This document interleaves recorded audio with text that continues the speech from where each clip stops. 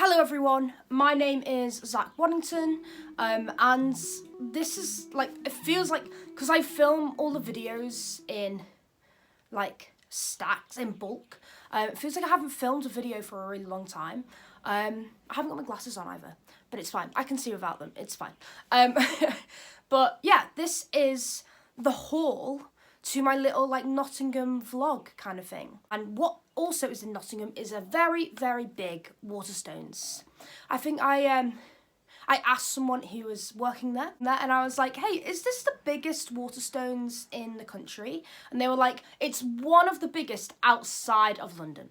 So I think there was a few others. So I don't think it was the biggest, but it was still huge. It was about 4 floors, loads of really interesting stuff. Board games, just really awesome, and then loads of events as well, and a beautiful cafe. It was just really, really nice to be there just for an hour and a bit, just exploring the bookshelves, and I felt like I got really, really cool books out of it. So this is me showing you those books. I also want to show you the books that I bought from charity shops when I was in Nottingham and other places around the Midlands as well. Because I think I'm really, really proud of what I bought, and I'm excited to do more as well. So the first thing I want to show you is not actually a book. It is this beautiful notebook. It's tactile as well, which is so wonderful, and it's got loads and loads of mushrooms on it and toadstools. It was £10.99, but because I had £10 on my Waterstones loyalty card, it's pretty much for free. Really, really pretty, and I'm sure I'll use it for something. I'm not sure what just yet, but I'm gonna wait until I find a use for it and then use it then. The next book, or the first book of the list, is Enter Ghost by Isabella Hamad. I'm really excited to read this because this is one of my friend's 5-star top favourite books that she's ever read, I feel. And I really trust her reading recommendations. She knows a lot about books. She's literally a librarian, and she reads loads too. And we did Hamlet together. I directed it and she was Ophelia, but also one of the Hamlets. We had 5 in total, just an ensemble cast. So this is I get to know more about that, which is, it's based on Hamlet in a way. I'll read you the description and then you could maybe want to read it yourself. So it says, after years away from her family's homeland and reeling from a disastrous love affair, actress Sonia Nazar returns to Haifa to visit her older sister Haneen. On her arrival, she finds her relationship to Palestine is fragile, both bone deep and new. When Sonia meets the charismatic Mariam, a local director, she joins a production of Hamlet in the West Bank. Soon, Sonia is rehearsing with a dedicated, if competitive, group of men. Yet as opening night draws closer, it becomes clear just how many obstacles stand before the troupe. Amidst it all, the life she once knew starts to give way to the exhilarating possibility of finding a new self in her ancestral home. It'll be nice to read something that has a heart to it for Palestine. And that'll be awesome to read. And also just the Hamlet stuff would be really cool as well. So yeah, the next book I bought. So I watched Hamlet over last weekend. And I got really, really excited. And I thought it was absolutely beautiful. And I was thinking, I've got the book Hamlet, but I was thinking about the author a lot. And I also know that as I'm a part of Storyhouse, really, really close to where I live, they do a Storyhouse Literature Festival, and I think it's in May, I think. But Maggie O'Farrell, who's the author of Hamlet, is coming to Storyhouse, which I hope to go and see. So I thought I'd buy another book of hers called The Marriage Portrait by Maggie O'Farrell. And this is also shortlisted for the Women's Prize for Fiction in 2023 and a Sunday Times bestseller. So I thought I might as well. It sounds really, really good. It is a hefty book. I'll let you know how many pages it is. Oh, well, the acknowledgements reach to page 438, so it's not too bad, but it still feels a bit hefty. And this, the blurb says, in the winter of 1561, ooh, hard name here, Lucrezia, Duchess of Ferrara, is taken on an unexpected visit to a country villa by her husband, Alfonso. As they sit down to dinner, it occurs to her that their journey to this lonely place has a sinister purpose. He intends to kill her. The Marriage Portrait is the story of a singular young woman who must battle for survival amidst the splendour and treachery of the Italian Renaissance. And I just think I really need to read some more historical fiction. I'm really excited to read this one, and yeah, I'm excited to know more about the author. It would be great to read both this and Hamlet within the next few months, so that I feel ready to meet her. I won't meet her, but be in the same room as her and listen to her questions and what she has to say. That would be really cool. The next and final book that I bought in Waterstones, Nottingham is I Who Have Never Known Men by Jacqueline Hartman. I found this on one of the tables, so it was like a recommended book in that way. I hope you know what I mean by that. But I've heard a lot about this book. It's quite a classic, really, isn't it? But I'd love to read it, and I didn't realise it was this short either. So it is, in fact, 188 pages, so quite a short read and should be really interesting, and I'm excited for it. And the blurb says, deep underground, 39 women live imprisoned in a cage, watched over by guards. These women have no memory of how they got there, no notion of time, and only vague recollections of their lives before. As the burn of electric light merges day into night, and the numberless years pass, a young girl, the 40th prisoner, sits alone and outcast in the corner. But soon she will show herself to be the key to the others' escape and survival in the strange world that awaits them above. So yeah, sounds really, really thrilling.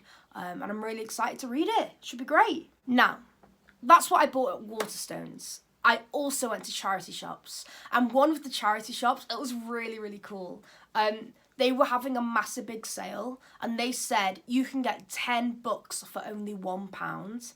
And I was like, whoa, this is the dream. This is so cool. And me and the friend who I'm working with at the moment, we were going around and looking at all those books. And that was really exciting. So we bought a few. We haven't bought 10. But it was nice to have that. You know, like I could get 10 books if I wanted to. I could get 20 books and it would only be £2. It was awesome. But yeah, these are the books that I did buy. I got British by Afua Hirsch. I think that's how you pronounce their name. And it's on race, identity and belonging, specifically in Britain. So it says, you're British. Your parents are British. Your partner, your children, and most of your friends are British. So why do people keep asking where you're from? We are a nation in denial about our imperial past and the racism that plagues our present.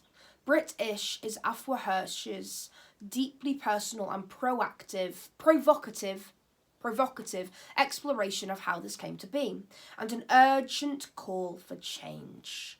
So yeah, I'm really excited to read this. It should be really, really cool. It's quite short writing, but I think it'll be really interesting, and I'm excited. The next book of my charity shop haul is The Phoenix Keeper by S.A. McLean. And this book says, welcome to the Sam Tamkulo Zoo of magical creatures.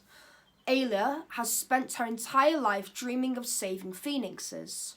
She pulled countless all-nighters at uni just to sneak a toe in the door of the breathtakingly competitive field of conservation, stumbling through failed romance and disastrous class presentations thanks to social anxiety, which also surviving a ferocious class rivalry with the unbearably beautiful, and that's crossed out, and then it says unsufferably hotshot Luciana.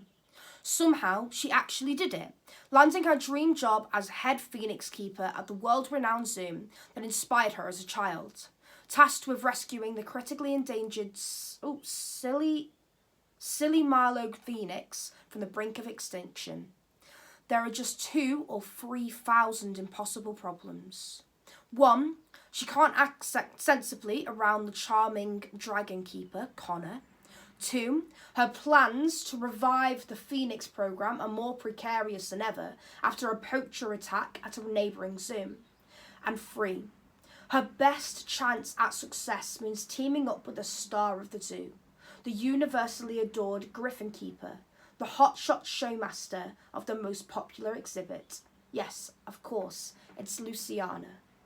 But yeah, just like fantasy, bit of romance. I'm excited. Should be cool. And it's a really pretty book as well. Look at that. Bit of gold on the cover. The next book I bought, Where the Crawdads Sing, which obviously has been turned into a film and is quite well known. And I haven't read it or watched the film, so I thought it might be cool to discover more about this. And this is also by Delia Owens. For years, rumours of the Marsh Girl have haunted Barkley Cove, a quiet town on the North Carolina coast.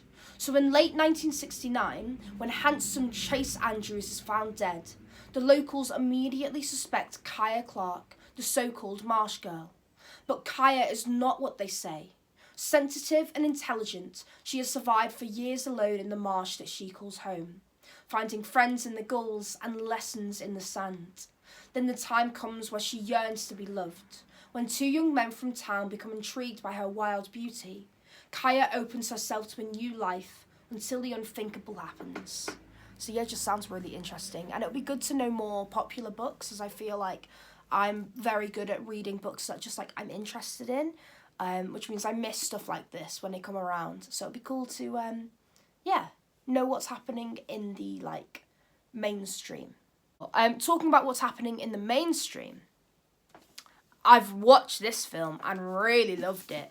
It was awesome. So I bought the book, The Thursday Murder Club by Richard Osman. The film was so good. I loved it so much. Like, I really, really recommend it. Like, I think I might watch it again, like, soon because of buying this book. But yeah, I'm really excited to read this one. I will read you the blurb as well. Feel free to, like, skip or do whatever you want. Like, I'm having a nice time. So whatever makes you have a nice time is awesome. So this says, in a peaceful retirement village, 4 unlikely friends meet up once a week to investigate unsolved murders. But when a brutal killing takes place on their very doorstep, the Thursday Murder Club find themselves in the middle of their first live case.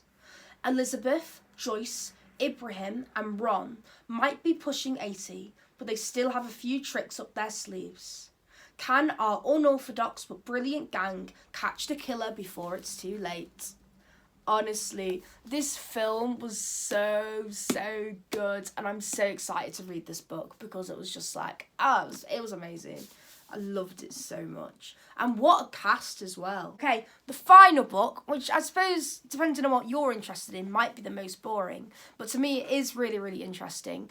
And I feel like I'm going to learn a lot from it, is The Teacher's Toolkit by Paul Guinness. I'm not going to read the blurb because it is massive, but basically it's a book that goes through all of the different teaching strategies that could be used either in primary and in secondary school.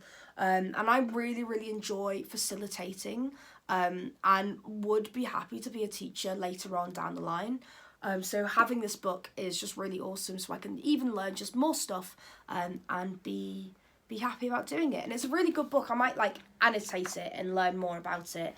But yeah, that's my haul. I'm not one to do a haul, to be fair. I don't know if I'm going to carry on doing it as much as I have been doing it in this video. But yeah, I'm really excited to do more YouTube because I really do enjoy it. I'm sure you can hear that my throat is quite sore, but I'm happy.